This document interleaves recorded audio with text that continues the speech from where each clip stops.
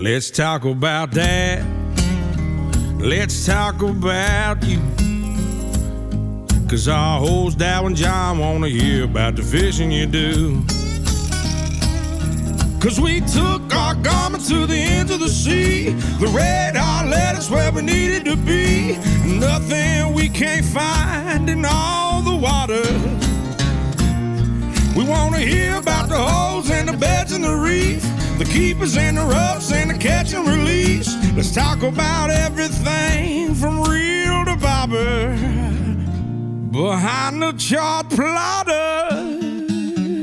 Yeah. Welcome to another episode of Garmin's Marine Podcast Behind the Chartplotter, where we talk to pro anglers, industry insiders, and our occasional secret guest. As always, a special thanks to the Marty Ray Project for that great intro song. We're your host. I'm Dowe Thornton. And I'm John Spittle. John, how are you doing? I'm doing great today, Dowe. Man, had a big game the other week. Looks like your team kind of came out victorious.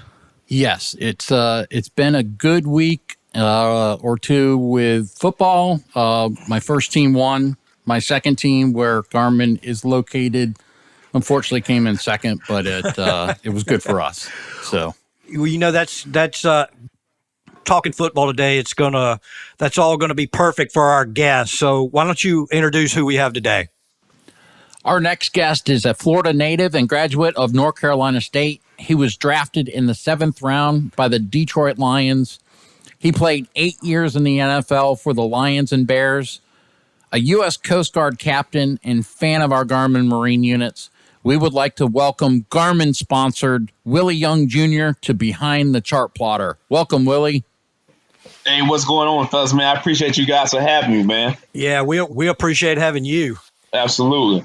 Hey, so Willie, to dive right in, you played 8 years in the NFL. Are you retired now? Are you ready for a comeback? Because I live in North Florida and we could use a good defensive end. I tell you what, am I retired? Yeah, but my 9-year-old consistently reminds me, Daddy, you losing a step, man. Daddy, you used to be faster than that. Daddy, what's that growing up under your shirt? Daddy, come on, Daddy, show me that 6-pack. I'm like, all right, boy, come on now, you're getting out of line now. So, yeah, am I retired? Yes, I got all the attributes of a retired father. Would I consider? Yeah, I would. I would consider. How about coaching, Willie? You ever thought about going into coaching or?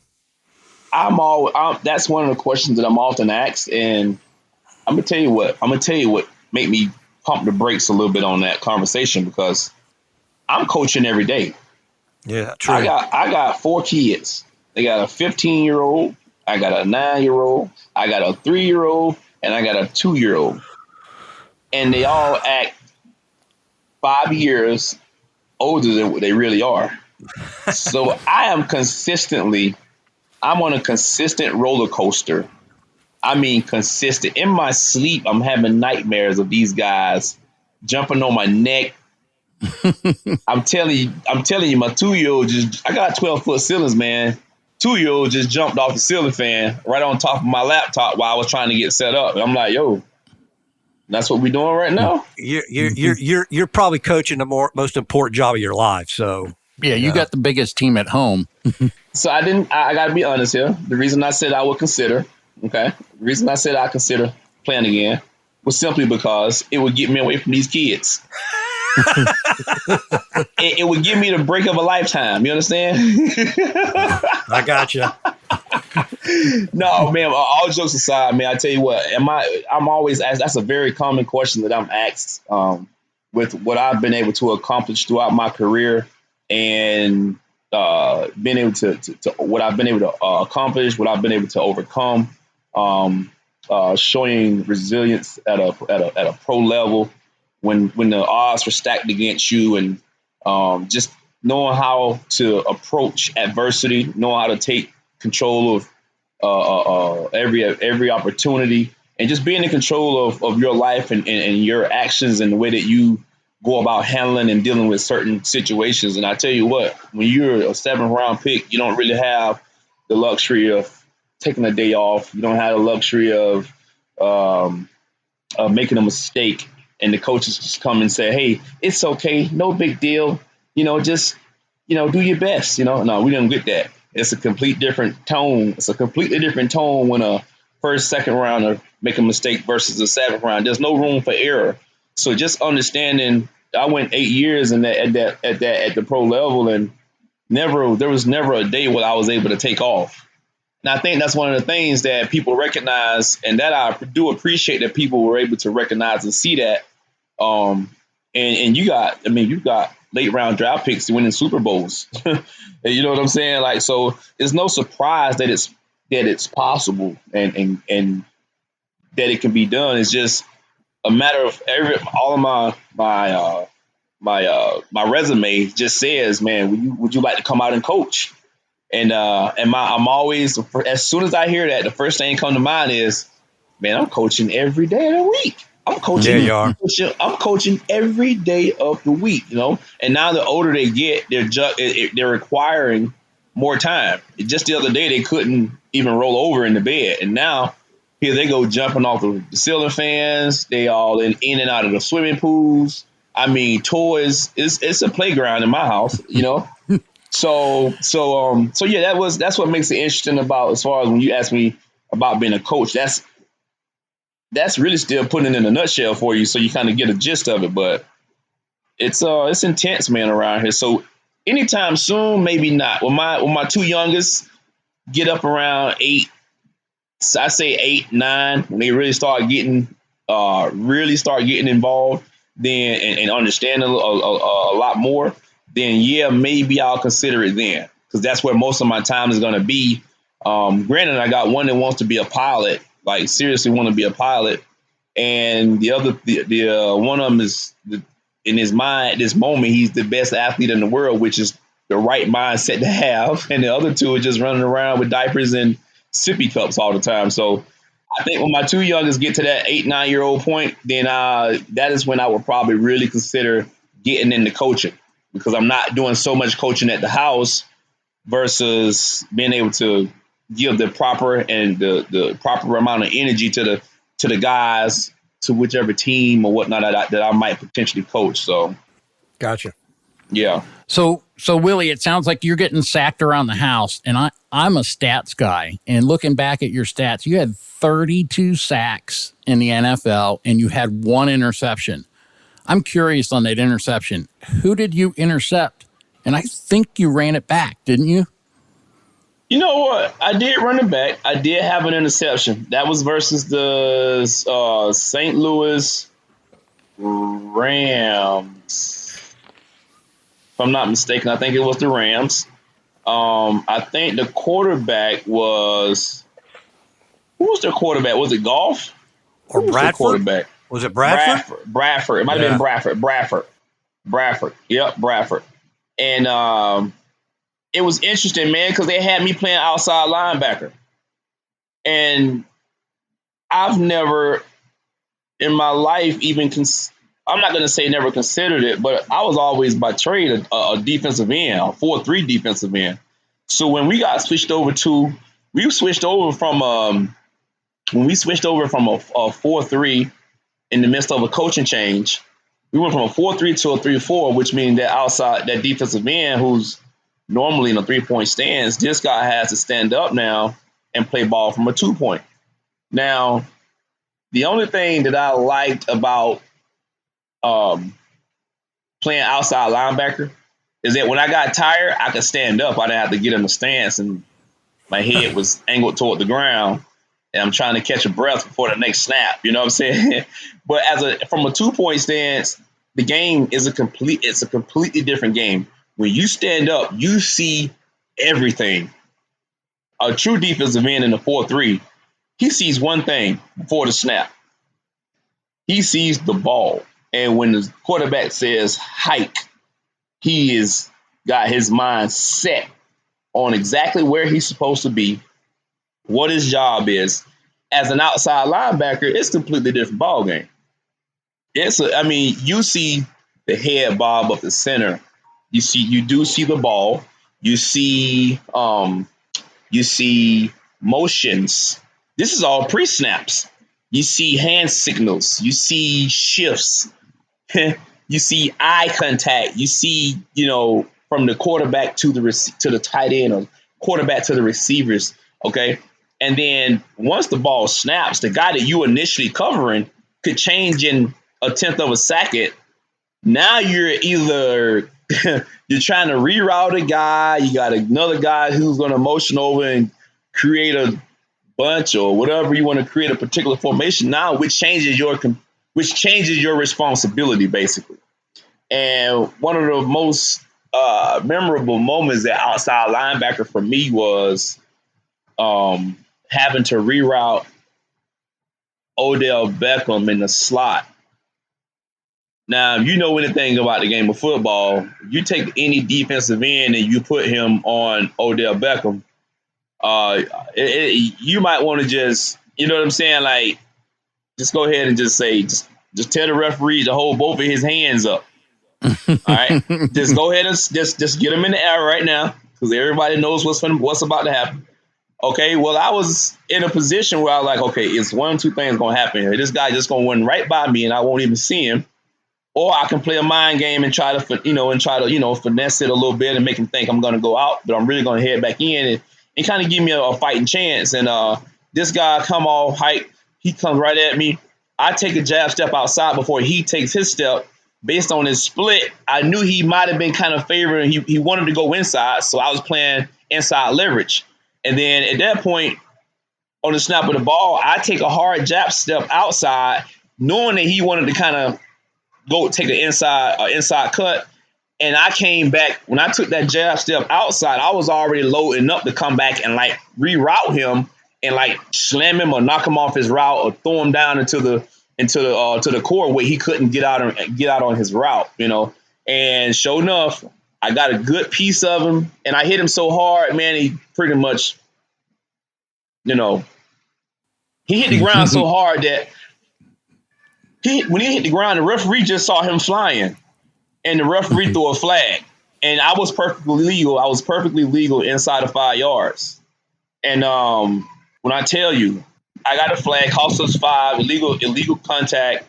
They got a first down. But we went back and looked at it. It happened so fast for me, I didn't even know what they were throwing the flag on. Because I was like a fish out of water, depending on how you look at it, I give you that story because I give you that story to take you back. That was in a completely different game versus the Giants.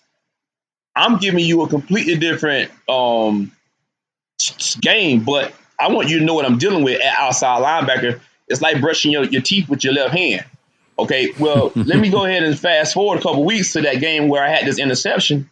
It was slightly later this season, and I was kind of getting the hang of it a little bit. I'm adjusting on the fly, trying to make the best of this opportunity. And sure enough, man, I was in a 2-point stance. I faked and come up. I took a hard jab step up, feel like I was going to rush. I dropped back into the hook curl, and sure enough, tight end was trying to run a little pop pass right over the top of me, and I jab step, come back, interception. Next thing you know, I got the ball in my hand. My heart rate jumped by 90 beats per second. I'm screaming. Now you got to show that D-back, that defensive back speed that you have, right? Yes, yeah, absolutely. And now coming down the sideline, I got guys jumping at me and diving at me. Now it's two different stories when you are the predator. Okay, it's one thing, but when you're the prey and all 11 guys are trying to get after you because you got something that they want. I'm going to tell you now, if you're not familiar with that situation, it's crazy. I mean, the mindset goes from attacking to being attacked. You feel like you're running. You almost feel like you're running for your life in a way. You know what I'm saying? It wasn't fear. It was just like, this guy weighs. Now you're the target. I'm the target. I'm the prey now. You know what I'm saying? So yeah, I actually had an interception. I think it might have been for like 34 yard return on that play. And at that time, I think I actually led the team in interceptions at that point. And it was funny because I had all the D-backs. Coming. Hey man, congratulate me. Everybody was excited. Excited about it and whatnot. And all that good stuff. And then I sit down on the bench, with my position group, and I get some of the guys come over, man, talking about, man, I got one question, man. How you get caught by O lineman? And there was a sign. There was actually a sign that we had. They drew up, went down the sideline on the dry eraser board, and they wrote on the board, who gets caught by an O lineman. And it was actually, they posted it, and it kind of went slightly viral, you know what I'm saying? But it was funny, man, the fact that me being in a position change and being able to figure out a way to be successful. And that really just took a lot of time and attention to detail once I got into playing outside linebacker. So I don't claim the outside linebacker title. I'm always going to be a defensive end, but I tilt my hat to myself and pat on the back for the simple fact that I was able to still be productive in a coaching change in a foreign position. So speaking of that, Willie, so you did have 32 sacks in your career, and after a sack, you had a little ritual you did, which everybody knows.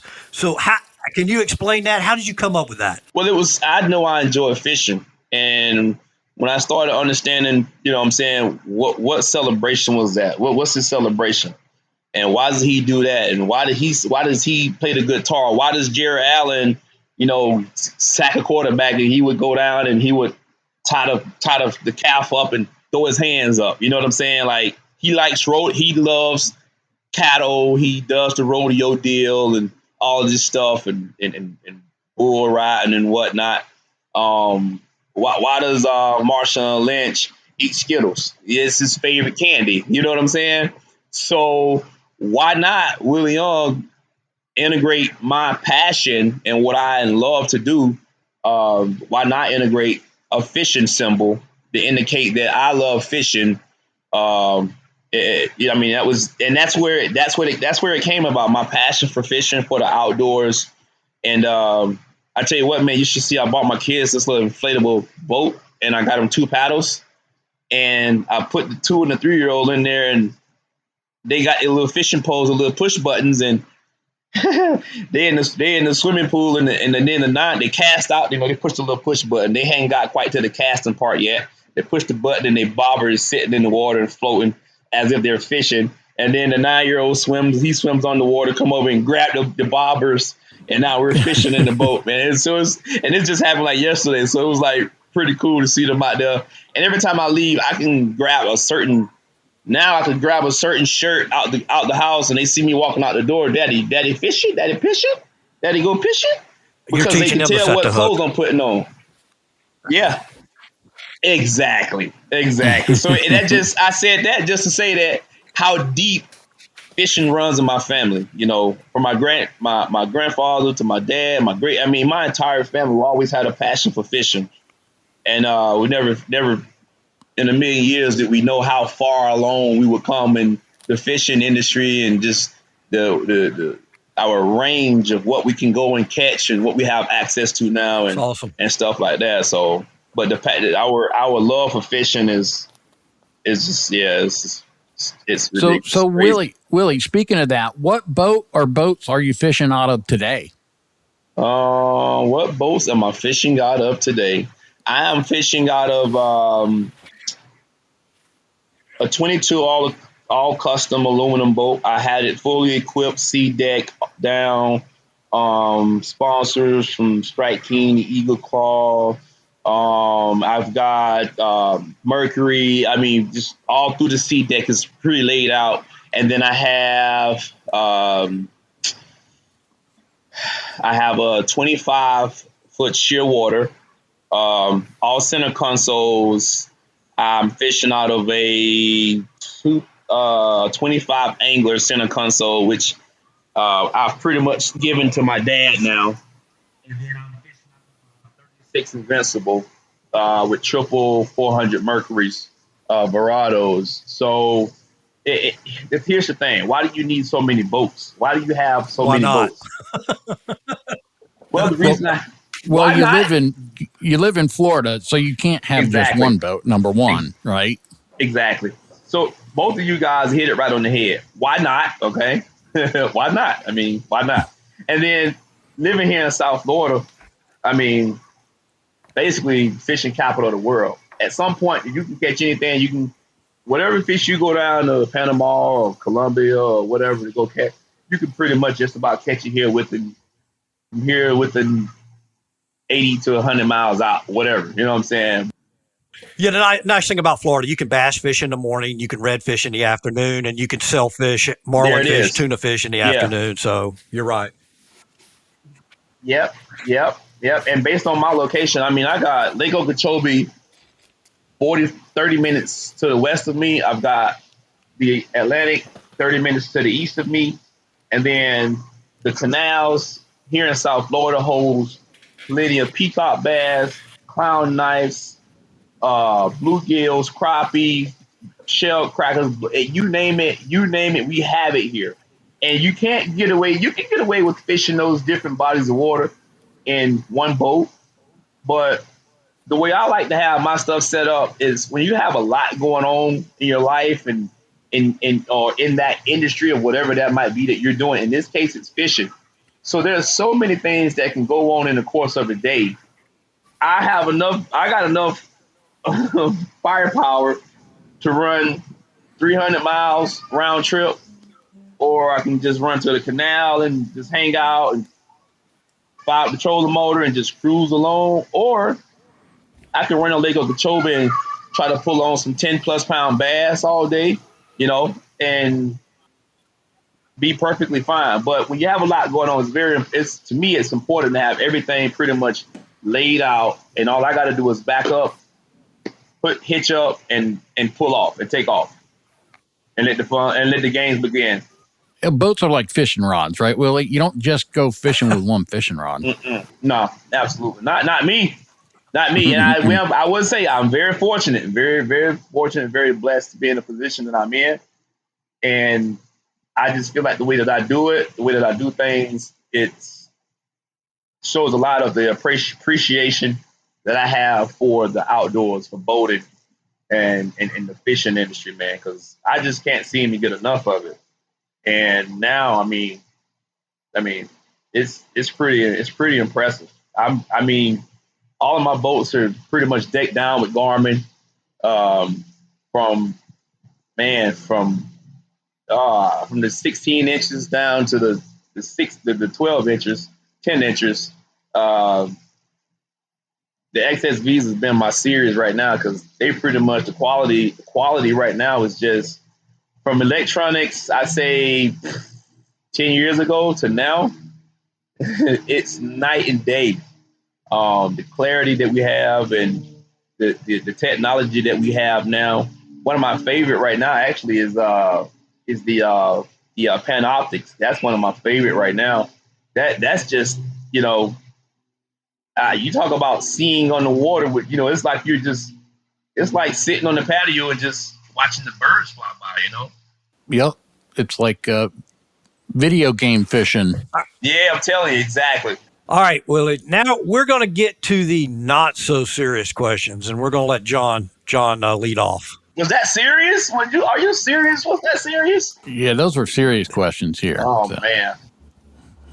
So, Willie, as a little kid, what was the best gift you ever received? And then as an adult, what is the best gift you ever gave? Oh, man. So as a kid, the best gift that I've ever received, yeah, man, my parents, man. I got to get my parents because we didn't have a lot growing up, we didn't, the struggle was real, and having them, through tough times, through rough times and whatnot, having them to cloud your vision enough to not get caught in all of the riffraff as a parent, back from, I was born in 85. So to keep us happy to keep us from being caught in the crossfire of anything, from whether it was family issues, at tough times where there was no work and stuff like that. You know what I'm saying? We still found a way. My dad always took us fishing, and it Wow. most definitely started back then. And once we learned how to do that, I mean, we never slowed down from fishing then, and we ate off the land for a long time, catching fish.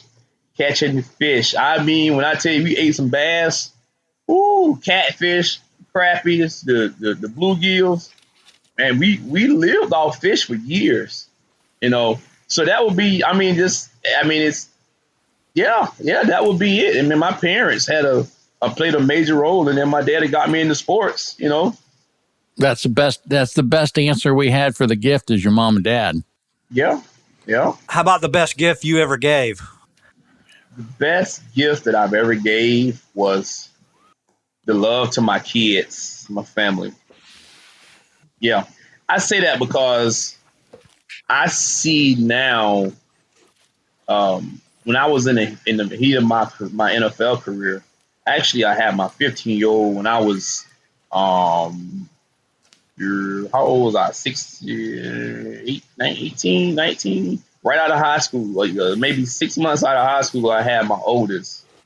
And right after that, I went to a prep school for a semester. I went to Hargrave Military Academy in Chatham, Virginia.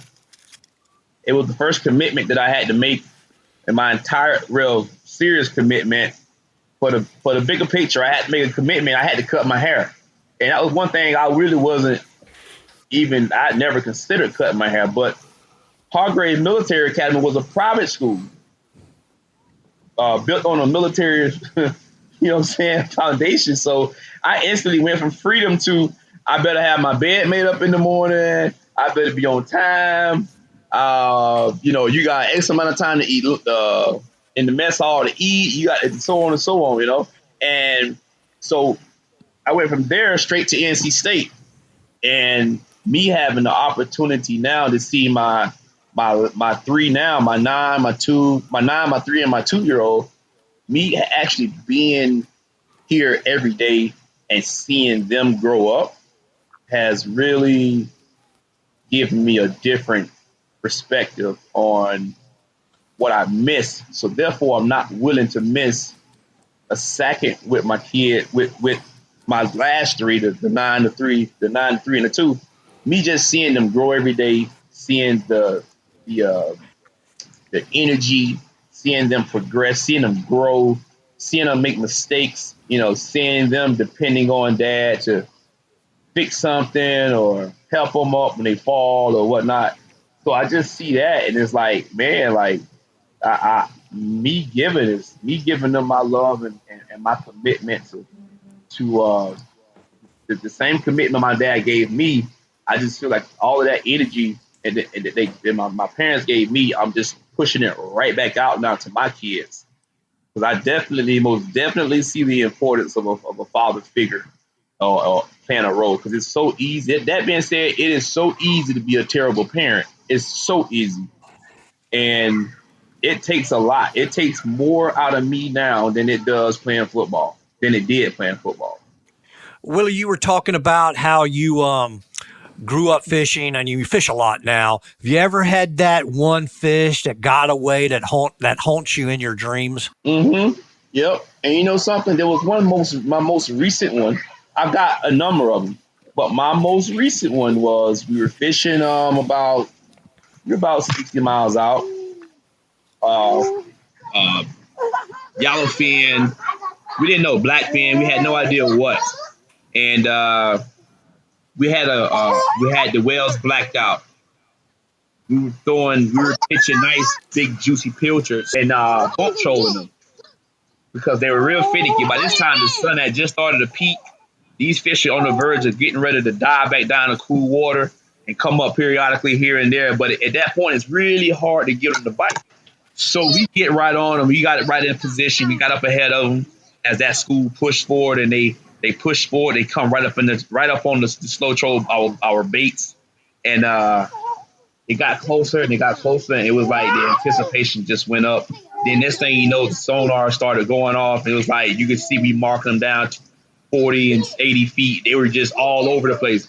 And then all of a sudden, both lines go off. Wow! Wide open. So now, man, it's just me and my brother. So now we getting it. We fighting. And we know after about, I say about 20 minutes, man, these some heavy fish. These are some heavy fish. And it was really interesting about how these fish got away. It must have been meant for them to get away. Because here's what happened. So we put about as much heat as we could on these fish.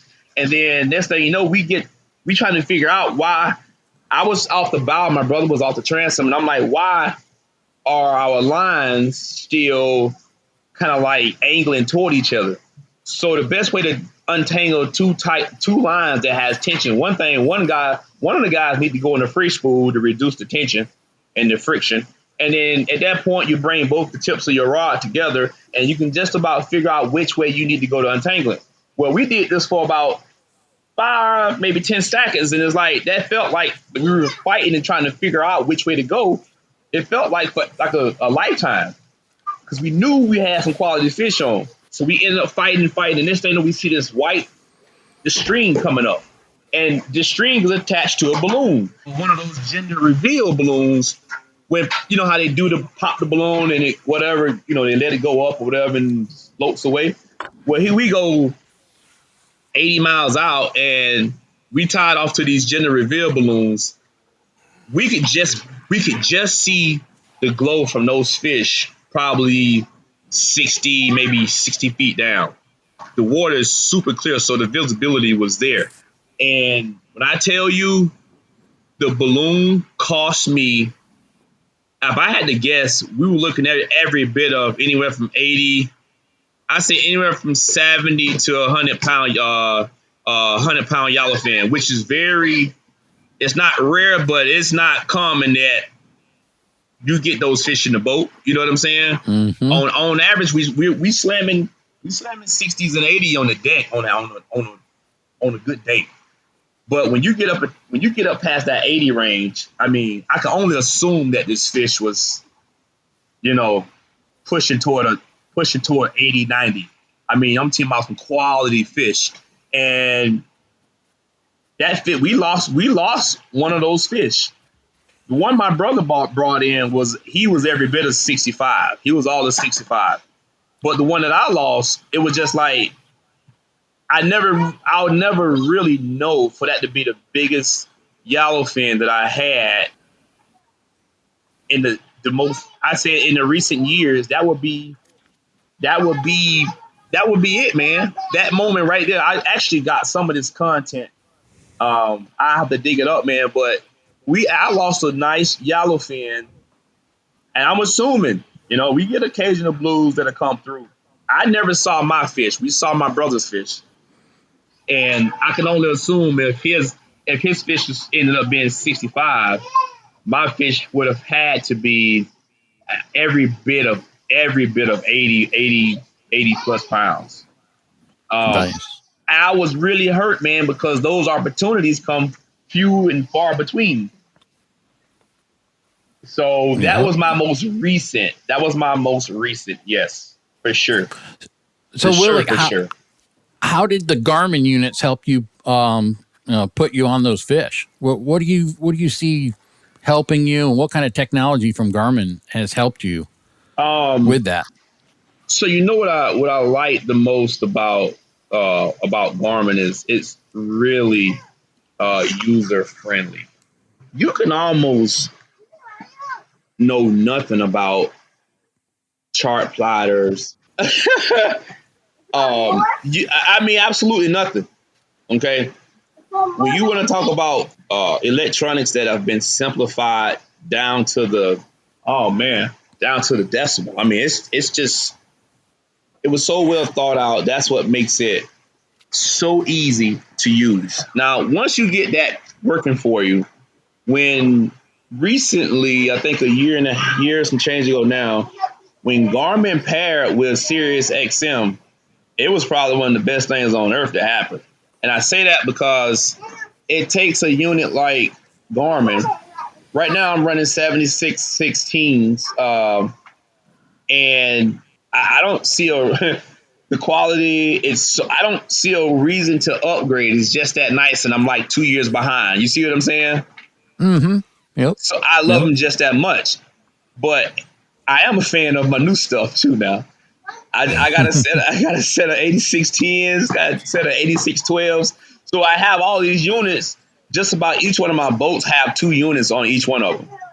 And in a perfect world, I'm in the process of mounting Panoptics on my offshore boats also, which I can't find one possible reason why I wouldn't be more successful in fishing wiser, fishing smarter, fishing faster.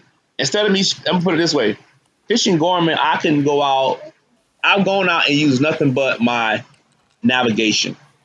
So basically, I go into my, you got navigation, and then where you have your contour lines. I was basing it off that to see, just to kind of see. I had plenty of time on my hands, so I wanted to see, just based off the detail on the maps, could I be successful? All right. Mm-hmm. And then this was before the G3 Vision even came out. So I wanted to see if I could be successful without the depth, the side imaging, the clear view. I wanted to see if I could pull it off. And I was actually able to pull it off because of the definition of Garmin. And like I say, it just makes life so easy. I was able to pull it off without my without the sonar. I was able to pull it off without my radar. And when I tell you, it made now I pulled it off. When I went back into full go mode, and I had the side view, I had the side image, and I had I had everything working for me. My sonar. It was still night and day difference in what I was able to accomplish. I've run them now. I've run those Garmins hard. I've thrown fish slime, and I've smacked it with a couple of leads, a couple of surface lures. They still standing strong. Long as I keep it updated, man, we are in heaven. But Garmin pair. But Garmin, now look now I know we record, so y'all can do how y'all editing, but I know when Garmin paired with Sirius XM and they came out with fish mapping. Mm-hmm. Okay. Yeah. Now, is this all part of this show? What we talking about right now? Yes. Yep. Okay. So listen. So I went out one day, and when I first heard about fish mapping, I wasn't too sure about it. I was like, I don't know if, man, ain't no way you can predict where the fish are going to be at today. How can you possibly tell me, oh, there might be some weed lines over here? All right. Okay. Well, I got into the logistics of it first, and I was like, okay, where is data coming from? And based on the setting, they're updated. Some are updated daily. Some of them are updated every 12 hours. Some of them are updated every couple hours or whatnot. Okay, that was the first question I had. Like, how accurate is this data that we are receiving right now? And once I figured that out, you got a time chart. You can go back and you can pull it up. When was the last updated? Because at that point, when you're fishing offshore, in particular, when you're fishing offshore in particular, we've got what we call the Gulf Stream, and the Gulf Stream never stops for anyone or anybody or anything. All right. So therefore, you got a lot of current, and it's always going from south to north. So if you're going to tell me that you predicted a weed line to be here at this time, and here it is 4 hours later, well, you got to use a little common sense. You know it's going to be moving. Now you got to just predict through Garmin units. You can predict exactly where the wind's coming from. You can predict the seas. You can predict the wind speed. At that point, the second that you understand those 3 variables, Garmin makes that very easy for you to understand that. The second you understand that, knowing as a fisherman, Okay, if this was just refreshed at noon, I'm not getting out here till 3 hours later. Let me run a little bit north. Let me run north. Once I run north and I get in that zone, these zones are indicated on the Garmin units. All right. They are indicated exactly where you should be looking. So if I go out and I know that was just updated 3 hours ago, I'm going to run a little bit south. I'm going to run a little north. And if anything from that point, I'm going to work my way back because I know if it's, 10 to 15 mile an hour winds, it's not too bad. But that weed line ain't going to be pushing too fast and it ain't going to be moving too slow. So if I give myself enough ground that I run far enough north and work my way back, whatever's supposed to be in that general area, all right, I can find it. Well, I went out one day and it worked. And here was the crazy thing about it. The weed line really wasn't that big. It was real. It was just scattered around. It was real scattered. It didn't hold any fish. But it did tell me where there was a weed line. If you have a weed line, if you know anything about offshore fishing, you want to find anything floating debris, weed lines. You want to know exactly where this stuff is. We come in before fish mapping. How did I find weed lines? It's one of two ways. One way, we just get in the boat and we just run. We end up running all day. Sometimes you never find a weed line. Sometimes you find a couple of them. Sometimes you might just find one. But when Garmin came with this fish mapping, it allowed me to cut down my time probably about half a day because now I know exactly which direction to head in. At that point, I'm already in the general area, and here's what I have a lot going on. I have family that comes into town from Georgia. A lot of family from all up there. So they come down to visit. What's the first thing they want to do? Man, I want to go on the boat, man. I want to catch some of them big old fish you've been catching out there. I want to catch one of them big green fish. And they need you to put it on. You need to put it right on the fish quickly, right? Exactly. So now here's where this goes. Me being able to know. So, and most of the time they don't deal with seas really well. So I say, look, do this. Take your Dramamine on your way down. Okay, you're gonna hit it first thing in the morning. When you wake up in the morning, you're gonna take your another Dramamine. Okay, or I can give you a transderm scope patch to go behind your ear to last for a couple hours. But because you're not here to get it, I need you to take your pill. I need you to take one dose of Dramamine on the way down. I need you to take another one in the morning. This way you can keep it down. Okay. Now, once we get out, here's the thing: South Florida weather is so unpredictable. I wish I had the job of the weatherman because he's the only one to get paid to lie. Okay, so when you have a short window, not knowing if today is going to be some rain in the forecast, but sometimes those thunderstorms are so scattered, it's really hard to predict. Okay, I don't really know if I'm going to get hit by rain until I fire up my radar, my Garmin radar. All right, everything I'm all Garmin out. So the second that I fire that radar up, I can look and see which way a rain cloud or storm might be coming from, or a front that's about to push through. I can see it. I can just about tell you how fast it's moving. All right. But what that allows me to do is with Garmin being able to pinpoint exactly where I should target, where I should look for that weed line, where I should look for this species of fish this time of the year. What that does is it cuts down my window of travel. It cuts down ocean time. It saves me on fuel because I can pretty much run to a designated area, do a little searching, get on the fish real quick, and I've done it a number of times now. And I couldn't even tell you how excited I am now. I feel like when I go fishing now, it's just like taking candy from a baby almost. You know what I'm saying? It's like sacking a quarterback. It's like, Willie, you made two great points. The first of with the SiriusXM and fish mapping, I'll be talking to customers and it is a monthly subscription price. They go, well, I don't want to pay that monthly subscription. I'm going, wait a minute. You just ran out the day and spent $400 in gas and you called nothing. Why don't you pay this for the subscription? And you're going to catch fish. It's going to put you in the area to catch fish. Let's put it that way.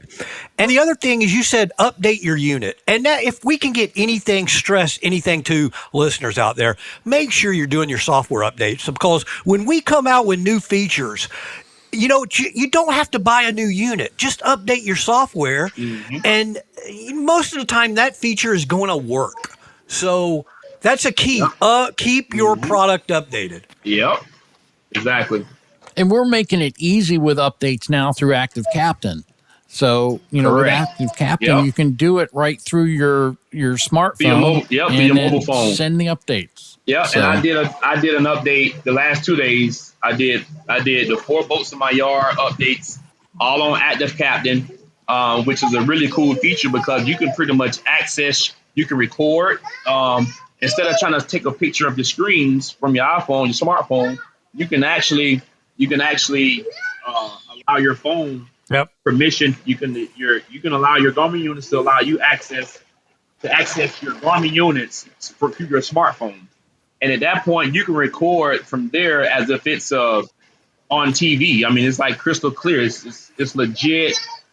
I mean, it's super easy. Everything Garmin is all user friendly, so it doesn't require a lot of details. All you got to do is pretty much follow the Bluetooth prompt, and at that point, you're pretty much locked in. And at the Captain, I'm gonna tell you what I was just talking about this like a few days ago because when I was manually going online, sliding in the 8 or 32 gigabyte SD card, updating the software, extracting it, putting it on his SD card, somehow, some way, I end up with like 3 SD cards. Now I'm trying to figure out which one is which. I slide this one in, and it's the older version, and I'm like, that ain't it. And I slide the next one in, this one ain't working. Active Captain is game changer because now I don't have to walk around with multiple SD cards. It's pretty much on my phone. You go through the Wi-Fi at home, you upload the software, and then once you get to the boat, you get on the boat, you power everything up. I've got a total of 8 units, I think, right now. And when I tell you, it makes it so easy to just go and power up the boat. So Willie, I know your kids want you, and we've taken a lot of your time. But John, we've got a rapid fire segment. John's going to ask you some rapid fire questions. Uh-oh. Is this going to hurt? Oh, this is going to hurt, but this is quick. So these are quick answers right off the top of your head. Dow's going to keep score. There's going to be 10 of these. So we're going to see if you can get the highest score. We're rating you against our previous guest here. So you ready, Willie? Yeah, man. Go ahead. Come on, listen. Okay, here we go. You ready to start? Let's roll. All right, first question. Favorite pizza topping? Sausage. Favorite snack on the boat? Ritz crackers. 3 things you would bring if stranded on a deserted island. Garmin InReach. Garmin my MK1. I'm waiting to update, by the way. And then life jacket. Nice. Nickname your parents or friends used to call you? Jamie. Favorite musical group? Ooh. Oh man. Temptations. Nice. What hairstyle did you have in high school? Ooh, dreads. Nice. So did Dow. No, I'm sorry, man. I'm sorry. I in high school I had a perm. So did Dow.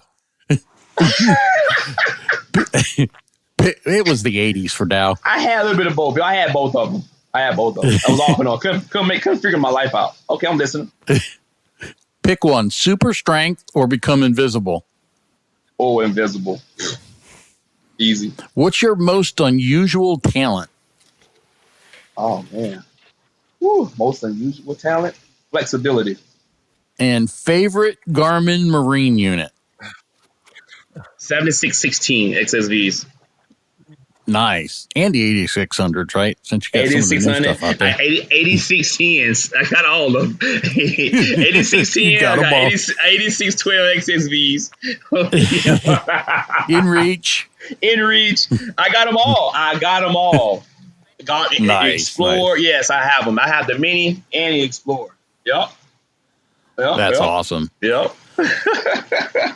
So thank you very much, Captain Willie Young. We appreciate you being on the Garmin's Behind the Chartplotter podcast. You can follow Willie on Instagram. Now, Willie, help me out here. It's at Catchem_Slippin'. Is that right? It's Catchem, CATCHEM_SLIPN. Catchem Okay. _ slipping. Perfect. Or you can just follow go in and Willie type. on. You type in Yeah. If you type in Willie Young Jr., then you'll see it'd be maybe a little easier. Catch him _slipping. You can't miss me, man. I'm probably the only one with all the fishing stuff going on. Yep, you are. So definitely big thanks, Willie, for joining us. Guys, join us next month on Behind the Chartplotter, where we'll be joined by another special guest. On behalf of John and myself, we want to thank you for joining us. Please like and share our podcast. Until next time, we'll see you on the water. Let's talk about that. Let's talk about you. Let's talk about all the things Garmin has got you through. We can talk about lakes and the ocean too. 'Cause our host Dowe and John wanna hear about the fishing you do. 'Cause we took our Garmin to the ends of the sea. The radar led us where we needed to be. Nothing we can't find in all the water. We want to hear about the holes and the beds and the reef, the keepers and the roughs and the catch and release. Let's talk about everything from reel to bobber. Behind the Chartplotter.